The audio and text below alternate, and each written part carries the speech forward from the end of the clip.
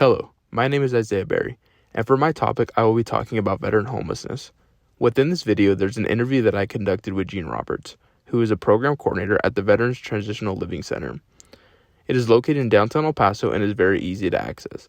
The living center is very nice, comfortable, and clean. The staff and veterans on the premises are very friendly and kind. The living center is able to house 20 veterans at all times. Me and Gene Roberts went over some tough questions related to veteran homelessness, which you're going to want to stay around for. But first, what is veteran homelessness? Veteran homelessness is when a person who has served in the armed forces ends up homeless or without any living situation. According to the National Coalition for Homeless Veterans, veterans are 50% more likely to become homeless than any other Americans due to poverty, lack of support networks, extreme shortage of affordable housing, and without any viable income or access to health care.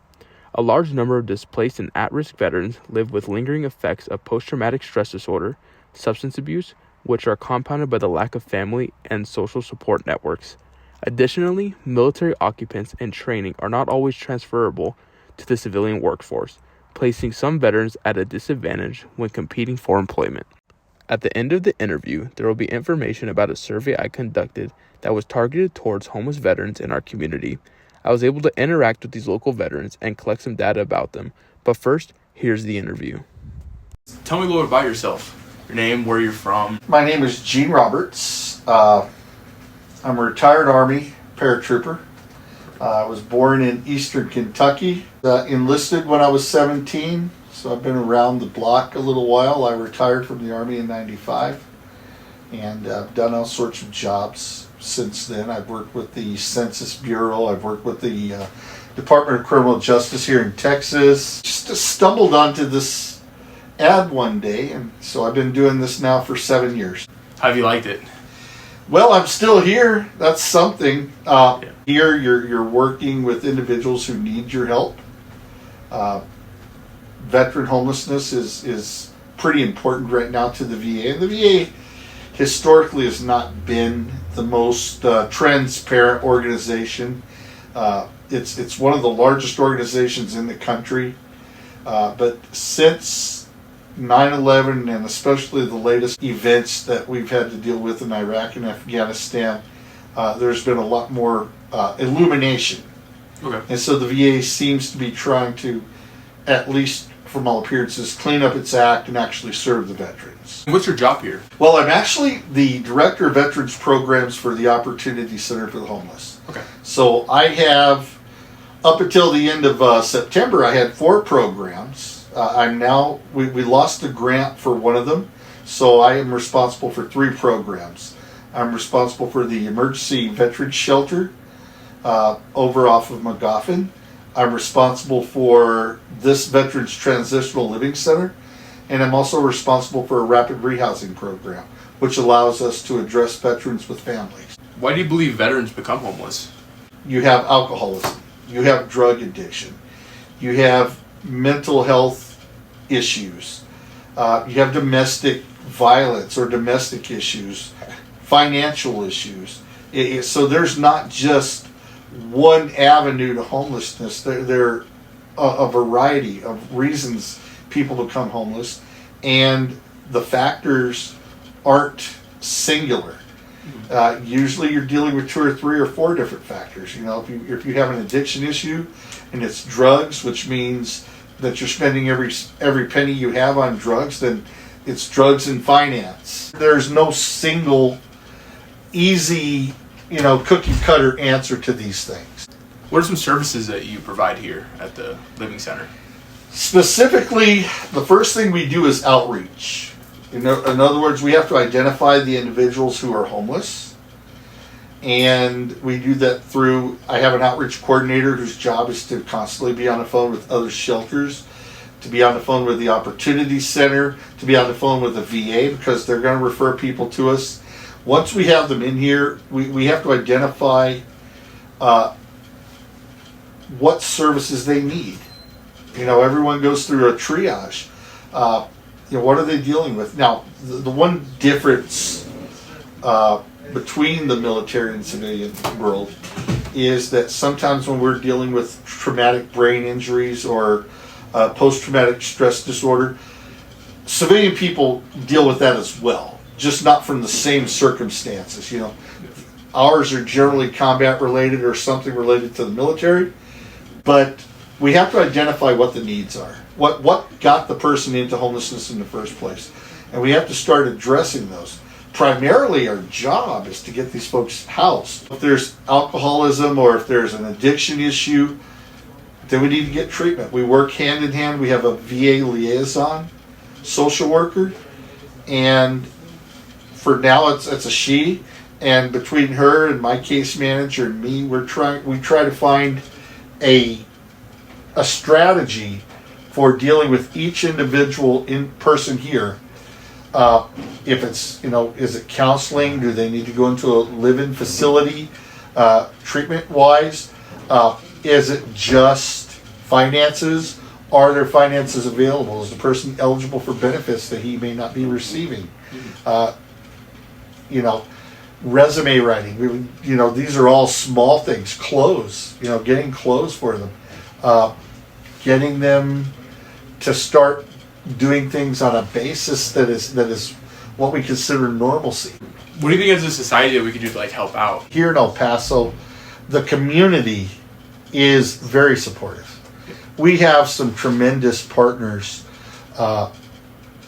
from the city of El Paso and the county of El Paso who have labeled us the veteran capital of the country. We've got the Elks Club, the Brotherhood of the Elks, that phenomenal partners. We have the Veterans Court here in the county that helps us treat veterans who otherwise would have a criminal record without their assistance. We have the Combat Veterans Motorcycle Club. We've got a number. Lowe's home improvement stores have worked with us on donations, and so that's the good thing. The community as a whole. We have a very proactive community. My last question is, if you have all the money in the world, what would you use it for? From this perspective, and I say it like this, I have 2 shelters. Those shelters are, we have demands that we have to make on the clientele. There are veterans that we can't help. Those are the areas where we lack the resources. We need like a wet shelter. Okay. And to me, I believe that we should have in West Texas, because we don't have one in West Texas, we have them in other places, but with an unlimited budget, you can have step levels. You serve men, you serve women, you serve the LGBTQ community, you serve everyone. And you're able to give them more, you have a nurse, you have a doctor, and you're able to give them more one-on-one, assistance with their issues. Yeah. Psychologists being there. And then graduating from that wet shelter into a transitional center. And then if you could graduate from that transitional center into your own apartment in this, to me, it would all be in one area, like a communal area.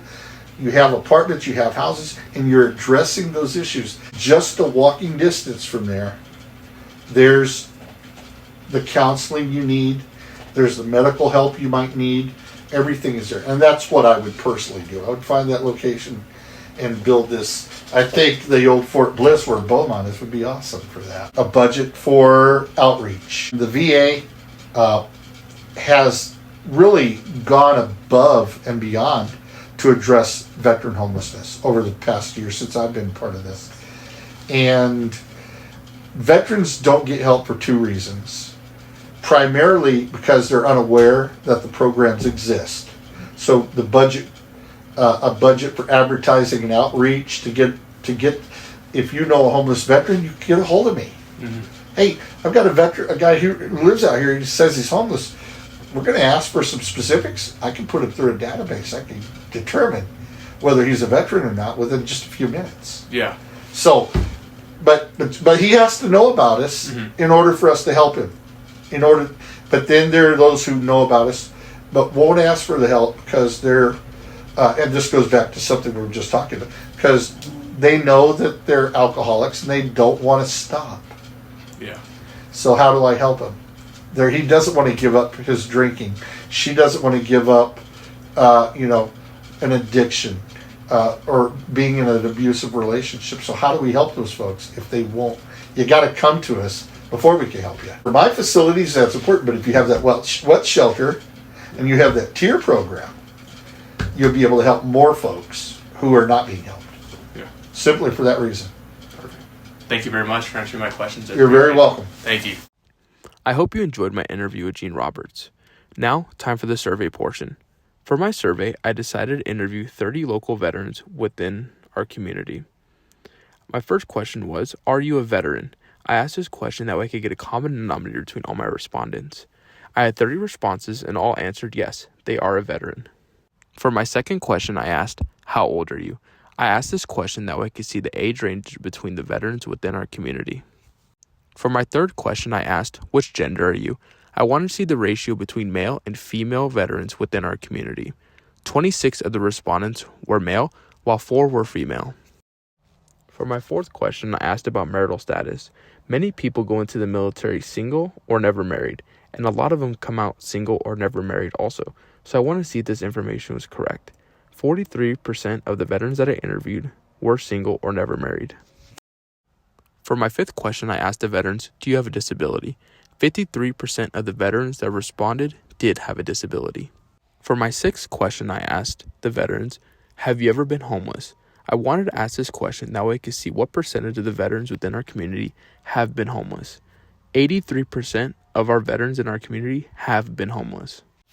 For my seventh question, I asked, have you ever lived in a shelter? I wanted to ask this question to see what percentage of homeless veterans actually had access to a shelter. 80% of the 83% homeless veterans have lived in a shelter. That means 3% didn't have access to a shelter. For my eighth question, I asked the veterans, have you ever used government resources and services? 73% of the veterans said they have used government resources and services. For my ninth question, I asked, do you believe the government is doing enough for veterans?